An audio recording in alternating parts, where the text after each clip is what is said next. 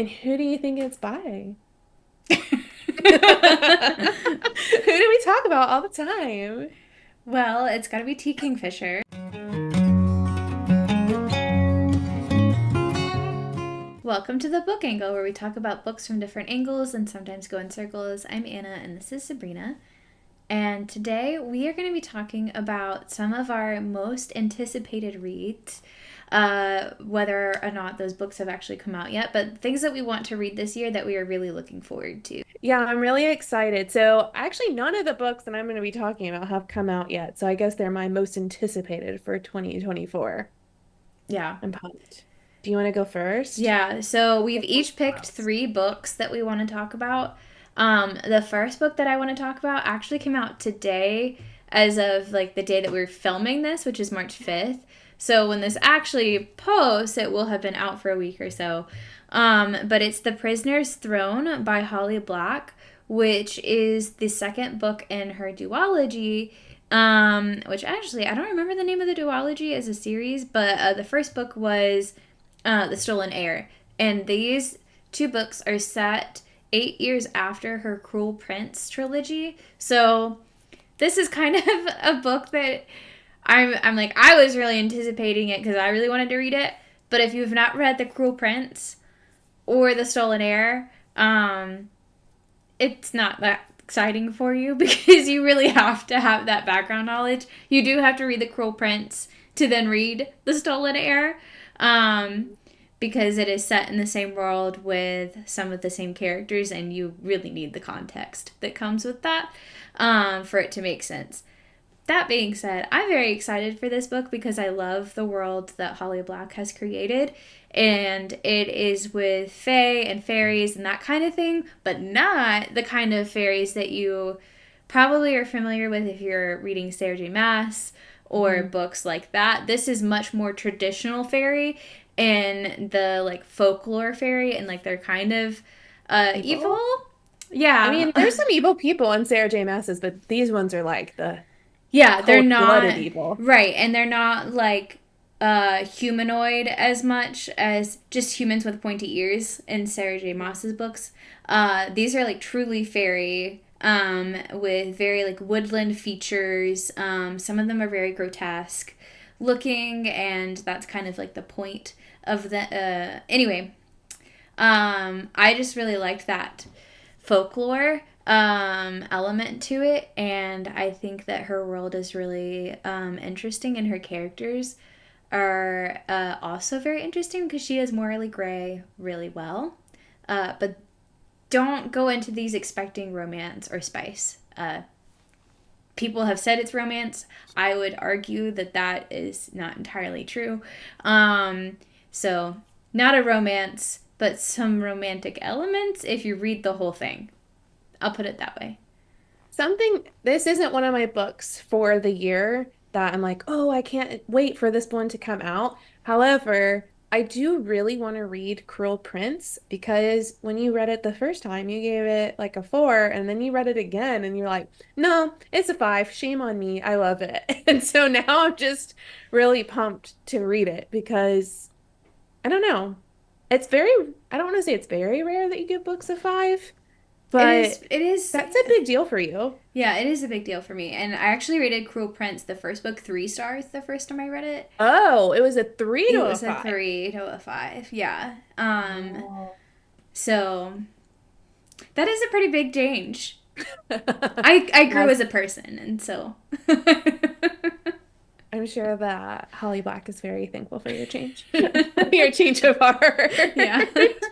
Um, but my book that I'm really excited about, oh man, I don't know which one to start with. Okay, I'll start with one that I'm excited but also nervous about, and that is Somewhere Beyond the Sea by TJ Mhm. Klune. This one actually comes out in September, so I'm gonna be waiting for a really long time, but I'm seeing a lot of previews for it on Instagram, on TikTok already, so people are really excited about it. If you haven't watched our channel, I'm sure I could like make a montage of how many times I've mentioned House on the Cerulean Sea by TJ Klune. So this is actually the sequel, and it looks like the sequel is mostly focused on Arthur's perspective. So the first book is mostly Linus, who is the case manager who's taking care of or checking up on the household of the magical youth. Now this time it's focused more on Arthur. He and Linus they're married now and they have a new magical child that joins them, and apparently it reveals more of Arthur's dark past. So the only reason why I'm nervous about it, I really loved the first book. It ended really well. Like I Mm-hmm. knew it was gonna happen, but I was fine with it. Like it was what I needed at that time. And sometimes sequels can either be great or they can be really bad. So I don't think that Clune has ever published a book that I'm like, oh, this is just bad because I still like his characters to some extent. I just might not like the plot as much. But this one, I'm really nervous and really excited because this could be my favorite book of the year, or it might be sad. So I'm hoping for the first part. I'm really hoping. Yeah. Are you nervous about it? You really liked House of Cerulean Sea too. Yeah, I'm nervous about it. I also have noticed, and the other things that I have read by TJ Klune follow a very similar formula, and I'm a Mhm. little worried that this is not going to feel distinctly different as a story. And yeah, also there's fear that like when you return to a story that felt completed, Mhm. that adding on to it will like ruin that feeling of completion and maybe change how like those characters ended in your head, and you're like, well, now the story that I had imagined for them, that like what went on in my head after the book ended, is different than what the author had in mind, and I don't like what the author had in mind. um Yeah. so sometimes it is like, well, I just want it to let it be and it be beautiful. Don't mess it up. Yeah, so I'm also nervous for that one. But it could be great. It could be It could be great. great. It could be. So I'm really excited but nervous. So on that note, as I have this wave of unease, tell me about your second book. So my next book is a funny story by Emily Henry, which Oh, comes great. out in April. It comes out April 23rd. So first, Emily Henry is one of my automatic reads authors. I added this book to my list, not even reading the synopsis, because I was like, she wrote it, I'm reading it. Like, I don't even care what it's about. I know that I'm probably going to love it. The premise is I'm reading the description from Goodreads. Because I hadn't actually read that yet. Daphne is in love with her fiance Peter, and they move together. Basically, they move together, and then she finds out that he has been cheating on her, and she has to move in with the ex of the girl that her fiance was cheating. So her fiance was cheating on her with a girl, and that girl also had a significant other, and so the main character, has to move in with the guy that was being Uh-huh. cheated on. So like they were both cheated on by this other Okay. couple. Um, I'm curious to know why they have to live together. Let me read this better. Yeah, I'm like, wait, what?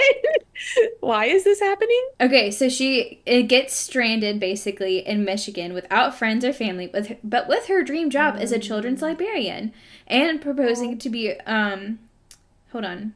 Let me rephrase this. All right, let me read the full sentence. Stranded in beautiful Wading Bay, Michigan, without friends or family, but with a dream job as a children's librarian, and proposing to be roommates with the only person who could possibly understand her predicament, Petra's ex, Miles Novick. Novick? So she proposes that they move in together, I guess. Become okay. roommates. Move in together implies romantic. They become roommates. Scruffy and chaotic, with a penchant for taking solace in the sounds of heartbreak love ballads, Miles is exactly the opposite of practical, buttoned up Daphne, whose coworkers know so little about her, they have a running bet she's either FBI or in the witness protection program. The roommates mainly avoid one another until one day, while drowning their sorrows, they form a tenuous friendship and a plan. Oh. I won't read any more than that. But Nice. So she bonds with the ex of the. That's confusing. I don't know how to like. It's messy, and that's what Emily Henry does best is messy. So Yeah, basically, I'm excited about this one too because we have to read it and then do like a book club or book yeah, review on it. We just have to because Emily Henry was that first author where I was like, I guess I could do the romance thing. I yeah, guess I could. Like that might work. yeah. Um, my next book is way more dark. So the next book that I'm excited about is Lady Macbeth by Ava Reed. Mm. So I'm really, first of all, this cover, man, I'm gonna put it on in the video, but it's really fun looking and spooky. But it is the retelling of Lady Macbeth, so from Shakespeare. And the main reason why I'm excited about it, it's not that I'm just like, oh, I love Shakespearean stories. They're fine. But it's because Ava Reed wrote a book that I gave a 5 star at last year, and I really enjoyed it, and I recommended it to lots of people, Study in Drowning. And the way that she was able to make me feel just things that make me unsettled was not that I necessarily want to be unsettled, but if I have to be, I want to have the full experience. Mm-hmm. So just thinking about this, like, oh, it's like a gothic retelling of this story. I don't know, I'm intrigued, and I think that her descriptions are going to make me feel spooked out and excited. So I'm pretty pumped for this one. I'm also like, this one comes out in August, and there are a lot of people who already got advanced reader copies. And, like Ava Reed's publisher, I love reading her stuff. Just gonna throw that out into the universe that they might not see right now, but that's okay. One day, I'll be on their list. We'll be there. We'll Yeah, get there. Emma. one day. One day. One day. Okay. So So, my what's yours? My third book is also kind of a creepy retelling. So it's A Sorceress Comes to Call by T. Kingfisher. I Um, love her. yeah, which is another one of my automatic reads. Hmm. I will read anything that she writes. And this also, I'm especially excited for this one because this is a fairy tale retelling of the Brother Grimm version of the Goose Girl. So Oh, you first, love the Goose Girl. You have yeah. T. Kingfisher and the Goose Girl. Yeah. So When does this come this out? comes out August 6th, which is 2 days before my birthday, which means that I'm going to spend Mm. my birthday reading this book because that's what I do every year is I spend my birthday reading a book. So the perfect timing. I'm so excited for my birthday this year. um, so yeah, it's based off of the Grimm version of A Goose Girl. So that means that it's gonna be dark and creepy, and that's what she does is horror. A lot of the times is what she writes. So I know that she's gonna do that well. But also the Goose Girl is just I love retellings of it. And I'm not gonna like get into the details of the synopsis, but it is fairly different than the original fairy tale, just based off of the description. There's a lot of elements that are clearly taken from it, but I'm really interested to see how this plays out. Yeah. I do want to know what happened to T. Kingfisher because some of the stuff, this time it's at least based on something, but some of the stuff she writes about, I'm like, do you have nightmares? Like, where are you getting these ideas from? Well, Because they are written so well that it's like she's experienced it. yeah, well, she does say that she takes a lot of inspiration from her garden, and you'll see a theme of roses being tied to evil things because she hates her rose bushes and she has really like struggled with them. And I know that because I've read her author's notes, but Hmm. I've noticed that theme is that there is like always something evil about rose bushes in her books. Yeah, Um, that's I just fun. yeah. Well, my next one, I don't have a huge blurb as to why I'm so excited about it, but it's The Familiar by Leigh Bardugo. Okay, I Yeah. did such a good job. I always say this wrong, and Anna's like, girlfriend. No, this is how you say it. And I'm like, I'm so sorry. I've never Um, said that. no, you've never said girlfriend, but you're like, do you mean Bardugo? You always say it nicely. Yeah. You're not mean. I'm adding the girlfriend for the pizzazzle. But I have actually never read one of her books.